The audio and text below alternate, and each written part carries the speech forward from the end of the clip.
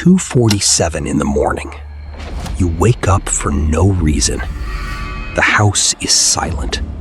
No traffic outside, no voices, no movement. Then you notice someone standing in the doorway. Not moving, not speaking, just watching. For a split second, your heart stops because you know exactly who it is. Your mother, your husband, your best friend, the person you buried months ago. You blink, and they're gone. Was it a dream? A trick of the mind? Or something else? Here's the unsettling part. This experience is far more common than most people realize.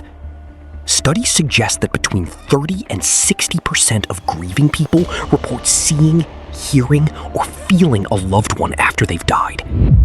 Millions of perfectly healthy people have experienced it, and many describe it as feeling more real than reality itself.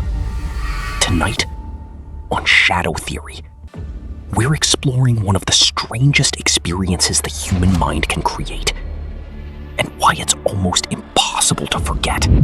Death leaves an empty space, a chair no one sits in, a phone that never rings, a voice erased from the world. But for many people, that presence doesn't disappear completely.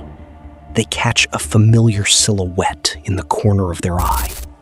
They smell perfume that hasn't been worn in years. They feel a hand on their shoulder in an empty room. Psychologists call these experiences bereavement hallucinations, sometimes known as after-death communications. And the deeper researchers looked into them, the stranger the story became. If you've experienced something like this, the first thing to know is simple. You're not alone. And according to psychologists, you're probably not losing your mind. Back in 1971, Welsh physician W. Dewey Rees interviewed hundreds of widowed people, and what he discovered surprised many experts. Nearly half reported seeing, hearing, or sensing their deceased spouse after death. Decades later, modern studies continue finding similar numbers. And the reason may lie in how the brain builds relationships. Your mind doesn't just store memories of the people you love. It creates a detailed internal model of them. Their voice, their habits, their laugh, the way they enter a room, the expression they make before telling a joke. After years together, that model becomes incredibly powerful. Then one day, the person is gone, but the model remains. The brain continues predicting they'll walk through the front door, answer the phone, sit in their favorite chair, and for a brief moment, expectation collides with reality. A shadow becomes their shape, a sound becomes their footsteps, and the impossible suddenly feels real. Most people think the brain works like a camera. It doesn't. A camera records reality, but the brain predicts reality. Every second, it uses memories, emotions, and past experiences to guess what should be happening around you. And usually those predictions are accurate. But grief changes the equation. The memory of the person you've lost becomes emotionally charged. Every photograph matters more. Every reminder feels stronger. Every memory becomes sharper. And in neuroscience, strong emotions can influence perception itself.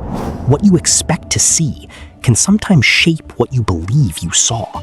This is why some experiences feel so convincing. A figure appears at the foot of the bed. A voice whispers your name.